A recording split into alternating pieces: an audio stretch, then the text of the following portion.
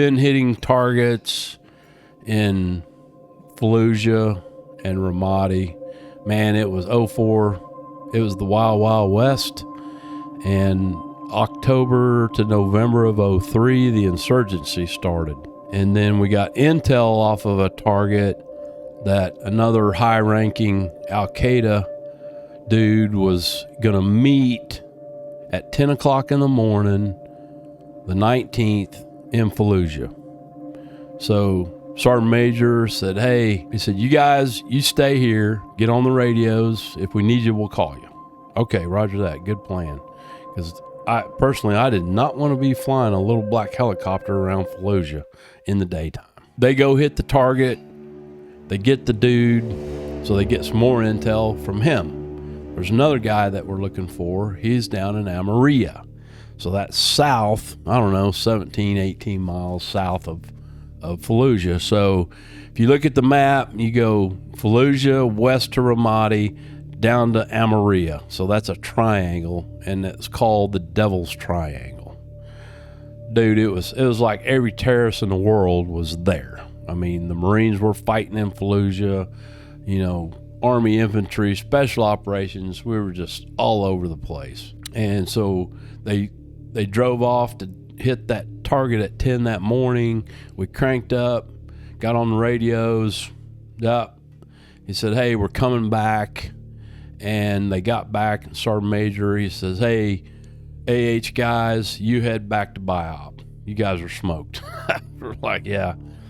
And we're going to drive. So the other target, the other bad guy we were looking for was in Amaria.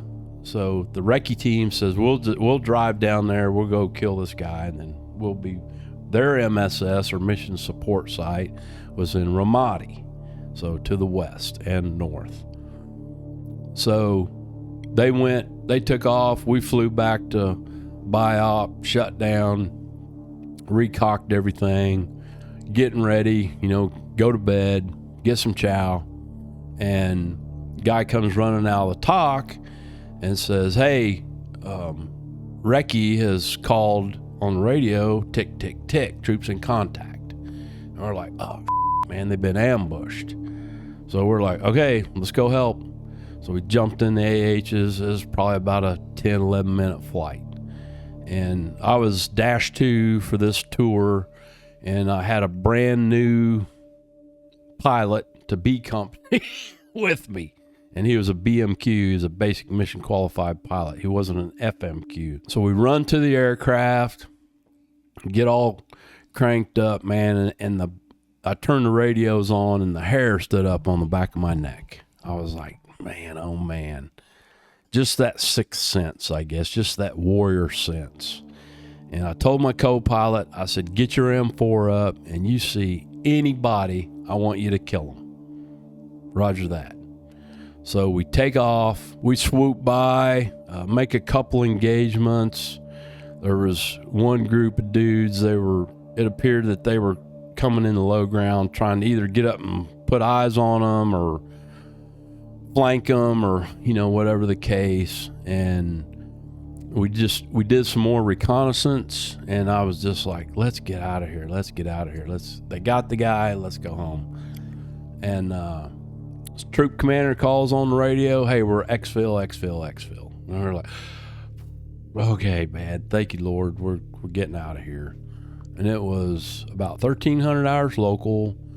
So broad daylight. It was clear blue and 22, had about a 20 knot wind out of the north. Nice day. And I came around, lead came around. I came around and I always swooped the guys, did the old wave and thumbs up or, I love you. And I came out of there. I was in a right-hand climbing turn, about 165 feet, and this freaking explosion, man. I mean, just rocked the helicopter. And I was like, oh, first thing out of any pilot's mouth is always, oh, when something goes bad. So I leveled, and just the helicopter just vibrated. And my co-pilot, he said this white hot rod about 3 meters, went right by my ear, and that was the missile, probably the rocket motor.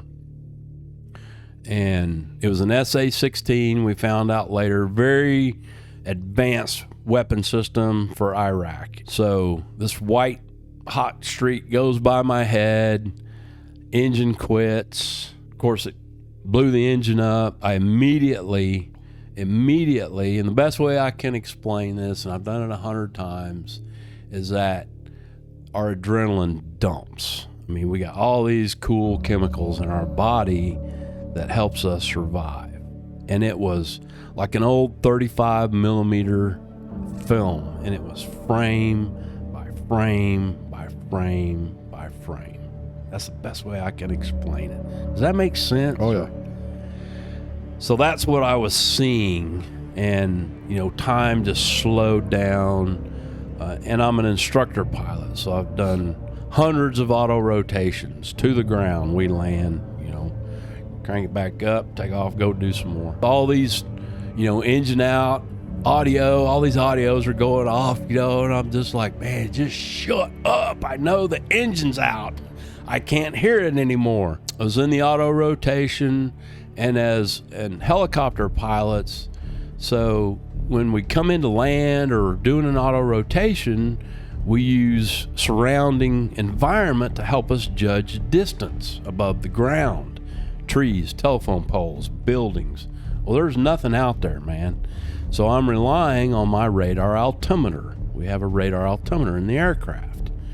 So I'm doing my scans, I check the rotor, I'm in trim, and I mean, a little bird just falls out of the sky when the engine quits. Like you said, approximately 2,700 feet per minute. I mean, it's just coming out of the air. I check my rotor, and my rotor, I remember I see it at like 105%.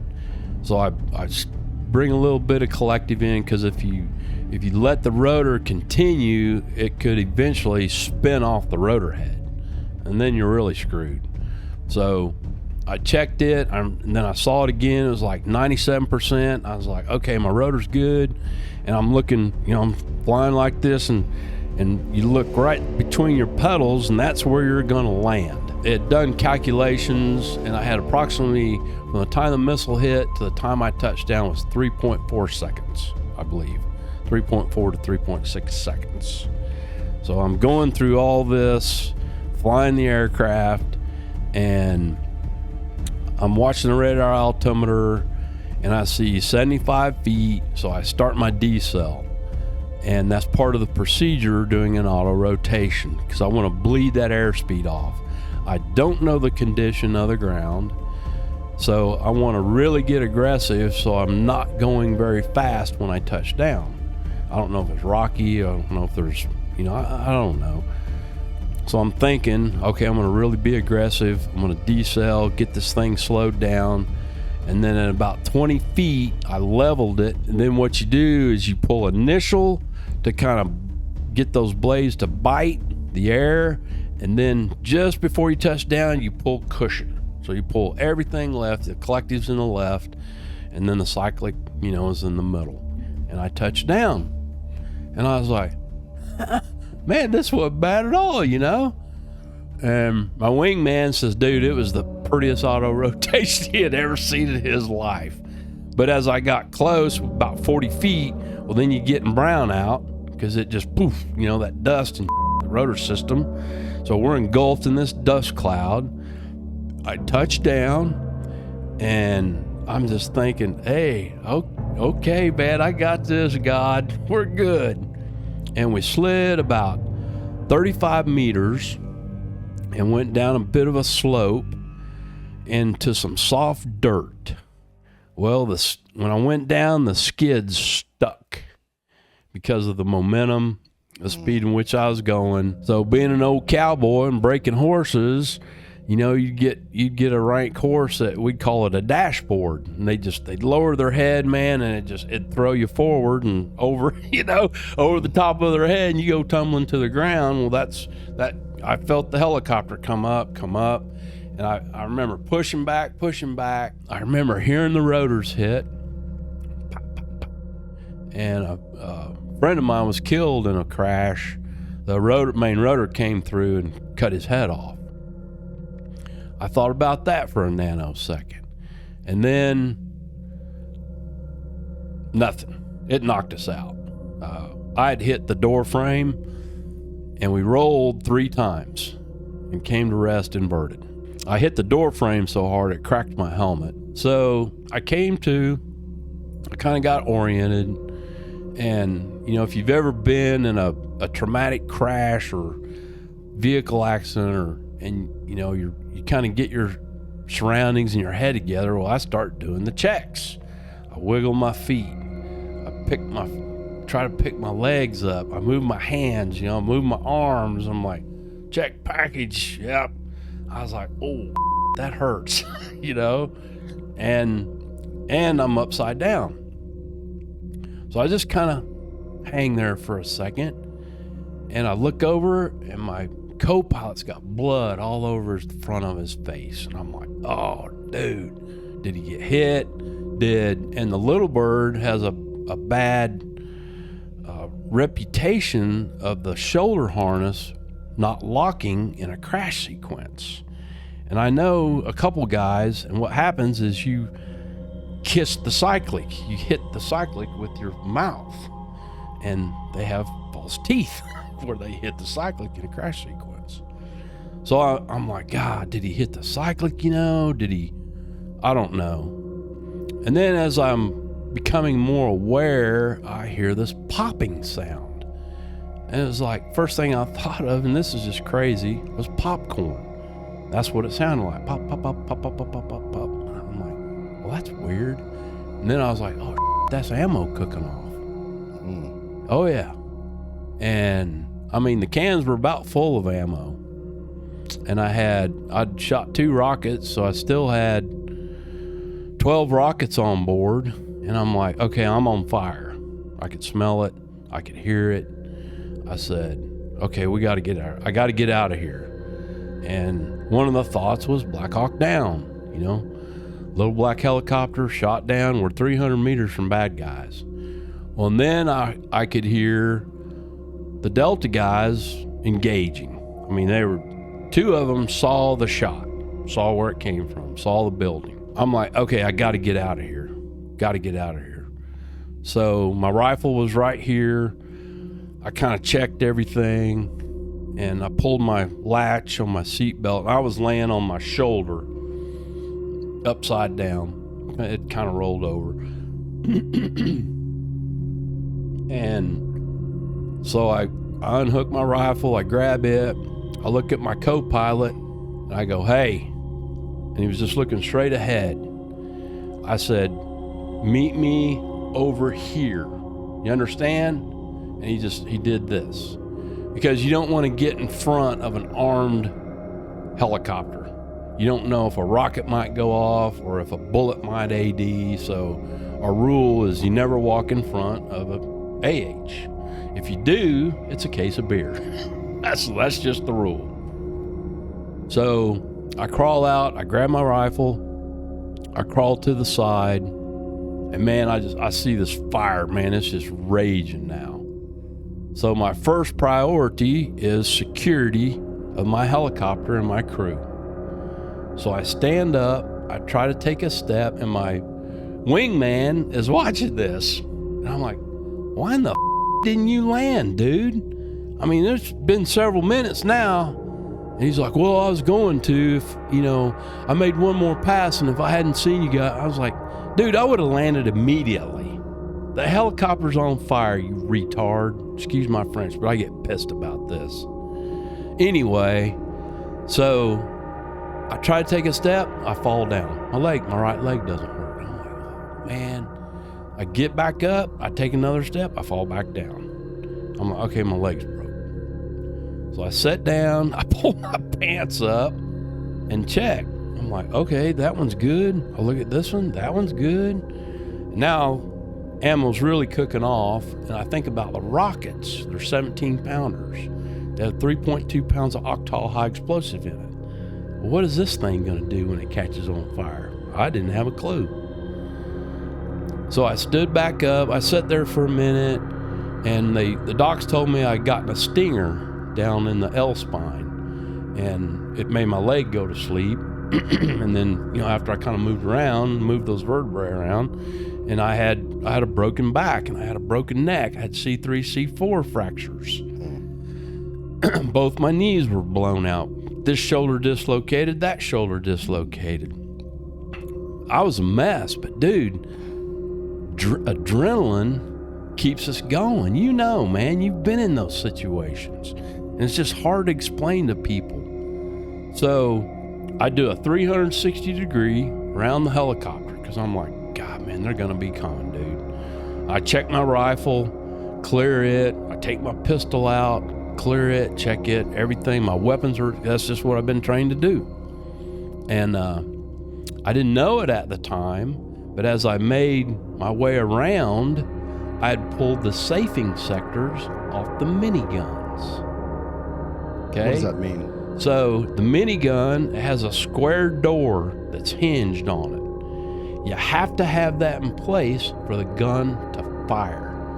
And they train us, if you have to leave a gun, take the safing sector. It's 2 pins. You pull it. Well, I had pulled one, put it in my right leg pocket, pulled the other one, put it in my left leg pocket. I didn't find those until 2015. Oh, wow. Anyway, so I look back, no co-pilot. So I crawl up there, I lay my rifle down, and I'm not kidding, man. Fire was licking at his arm. It was just rolling, just rolling around it. And I'd actually, when I first went to the back of the aircraft, we carry our little rucksacks, and then we snap link them right behind us. And in there we have water, we have ammo, we have night vision goggles, and grenades, tourniquets. And I was like, man, I'm gonna try to get my bag. It was fully engulfed in fire. I'm not reaching my arm in there. I was like, that bag. And so I crawl in, I reach up, I grab his latch, I pull his latch, and here he comes. Boom! Hits the ground with his helmet. And that kind of, he kind of came to, and I just grabbed him. Now the seat's almost on fire. And I grab him, and I just pull him on top of me, and I push with my heels, and I pull him on top of me, and I just kind of roll over. We're out of the aircraft. He's out. So I was like, hey, dumbass, did you hear me? You're almost on fire, man. You scared the crap out of me. I hear a truck. I go, hey, man, I got a truck coming. And it was one of the GMVs, the up-armored Humvees. And it stops, and again, we were in a defilade, so I couldn't really see. I see a cap, I see beard, Oakley's, Kit. I go, oh, I know him. Woo, yes, that's Chaz, Sergeant Major. And he stops, and he looks at us. It was surreal. Then he takes off running again, and we kind of stand up, and he comes up to us, and he throws his arms around me. He's like, dude, we thought you guys were dead, man. Hugs me, hugs co-pilot. He checked us, did a quick visual. And we look back. He said, we look back at the helicopter. I did. And I looked at him. I go, hey, man, you got a fire extinguisher? He's like, bro, that thing, it's done. It was fully engulfed in fire now. So Chaz looked at me, and I was pissed now. He goes, dude, I got that thing on the ground, man, on the ground. Beautiful. And I was ready to go get another one, come back and go kill He goes, Gravy, what do you want to do? I go, I want to find that and I want to kill him. He goes, get in the truck. I said, roger that. So got in the truck. We got back to the convoy, talked to the troop commander. Here comes Doc, the medic. And, our medics, dude, they're the best in the world. I trust them better than I do a physician that's been to medical school for 8 years. They're good docs. Man, he starts shoving needles in us and down our throats and waters and checking us. And you know, and I remember him making a couple looks at the troop sergeant major and the troop commander, like, you know, and Chaz goes, "Hey, Coke wants to go kill that," and sergeant major goes, "Get in the truck, Gravy." So, dude, it was a scene out of, have you seen that new show, Rogue Heroes? About the 22nd SAS and Africa. It was a scene. And I used, of course, for me, the Rat Patrol. That was an old show. It was about British dudes running around in North. But we were online, 2 Panders, Pander on the outside, 3 gun trucks, and we were just wasting everything. We attacked that building. And I told the sergeant major, I said, "Hey, I want to go clear that building. I want to get on the roof and just see if there was dunnage or any evidence, anything, you know, that I could use to help us figure out what that was." There's a house right there at about the 10 o'clock at about 50 meters, and this dude in a black man dress, he comes running out of the doghouse. You know, little entry for all those roofs over there in the Mideast on those flat roof buildings. He's on a cell phone. And I go, "Hey, I got action. Guy's on a cell phone." And sergeant major goes, "Well, shoot him." I said, "Roger that." So, and he goes back in, and then he comes back out, and I put a controlled pair in him, killed him. And then the up gunner, Smitty, he hollers out, "Action my 12." And he opens up on some dudes. And then I see 2 more guys. One's carrying an RPG. I mean, everybody's engaged now in a gunfight. And guys carrying an RPG and an AK. I engage both of them. I drop them. Then Smitty follows up on those 2. He's got dual 240s. And, I mean, dude, I'm just like, this is crazy. Man, this is crazy. So we get unstuck. Pander pulls us out, goes around, pulls the other truck out, kind of go around it. We pull up to that building, and sergeant major is fluent in the language there. So he grabs me and says, "Come on, Greg." I was like, "Okay." And the assaulters, they go clear that building, go to the roof, nothing up there, nothing. And he grabs a guy, starts talking to him. They hadn't seen anybody. Grabs another guy, talks to them.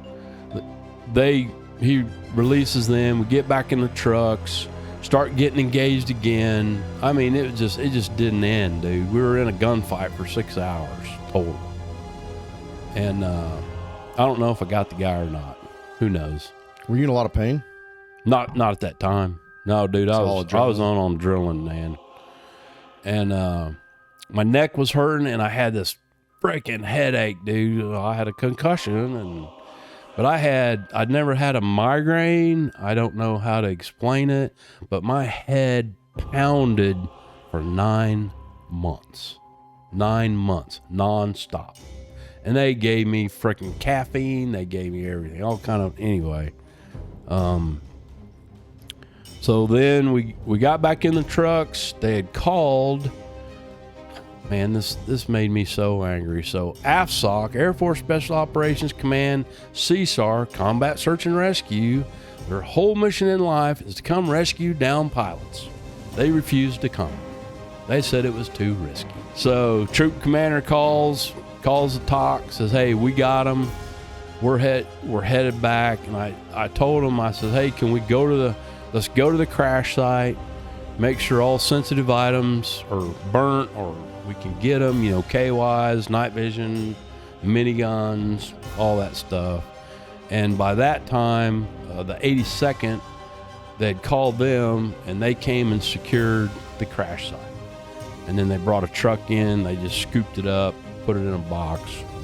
They had shipped it to a facility in Virginia for forensics because there was an agency that wanted to confirm or deny the system. Well, they confirmed it. They found a little bitty piece of metal in the right-hand gun box that confirmed it was an SA-16. So got that done, But just by the two guys that saw the signature of the shot, they were like, yeah, no doubt, man, it was an SA-16. Okay, got that. But we were the only crew to survive. That was the last engagement of a helicopter in the Devil's Triangle. And so we take off, we fight our way through Fallujah, down the highway, fight our way through Ramadi, because the MSS is up in the northeast corner on the river. And we get there probably about 22:30 local. And I mean, now I'm hurting. I'm feeling really bad. And of course, Doc's, we're stopping. He's giving us whatever. But we go through the gate. They open the gate. We roll through the gate. And I opened the door and started throwing up, man. I fell out. And just puked and puked and puked. Of course, they had two of their doctors were there, Delta's doctors. And they got on me. They got on my co-pilot, started working on us. And then our 160th Black Hawk landed just a few minutes later. And they picked us up, took us to the cache in Baghdad. Yeah. Did you get medevaced out? Yep, sure did.